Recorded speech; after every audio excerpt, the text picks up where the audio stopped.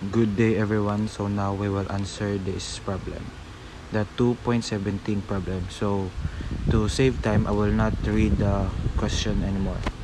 So the given here is for the steam pipe, the T1 or the temperature of the steam is 260 degrees Celsius. The diameter 1 is equals to 15 centimeter or 0.15 meter. The second diameter is equals to 0.15 plus 2 times 0.02 is equals to 0.19 meter.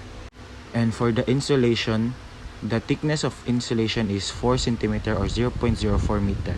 The third diameter is 0.19 plus 2 times 0.04 is equals to 0.27 meter.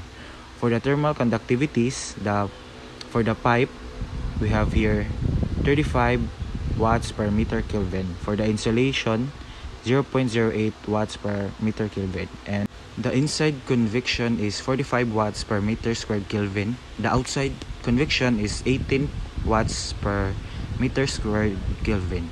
And for the resistance, we have here 6 times 10 to the power of negative 4 degrees Celsius meter squared per watts.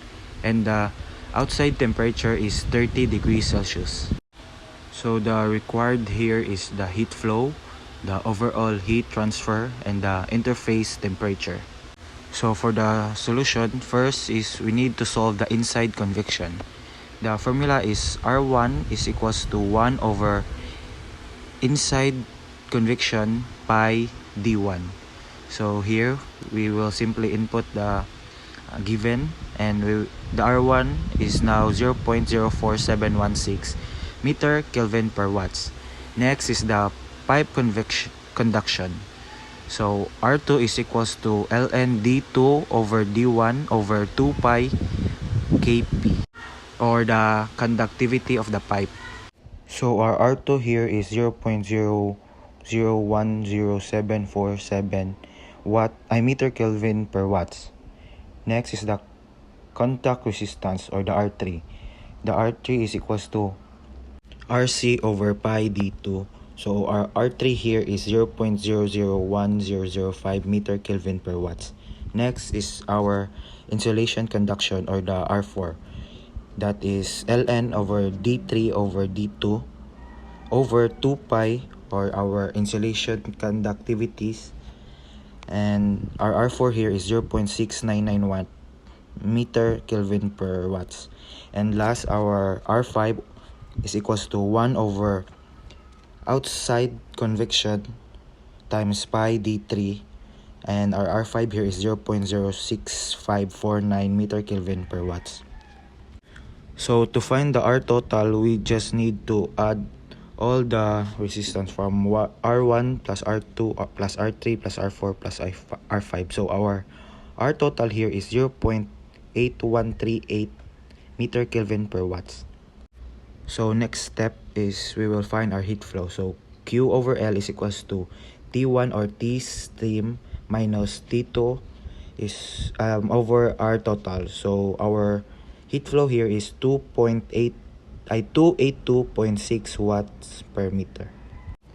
Next is our overall heat transfer. So Q over L equals overall heat transfer times pi D3 times delta T. So our overall heat transfer is 1.448 watts per meter squared Kelvin. And lastly, we will find the interface temperature. So first, the pipe of inner surface, or the T1I, is equals to T1 or T stem minus Q over H times R1. So the T1I is equals to 246.675 degrees Celsius.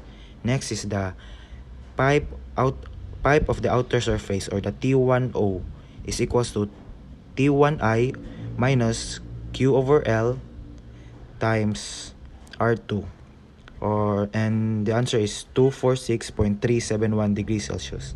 And next is the insulation of the inner surface. So the T2I is equals to T2I is equals to T1O minus Q over L times R3. So the answer is 246.087 degrees Celsius. Next is the insulation of the outer surface, or the T2O, is equals to T2I minus Q over L times R4, and the answer is 48.507 degrees Celsius. That's all, sir. Thank you.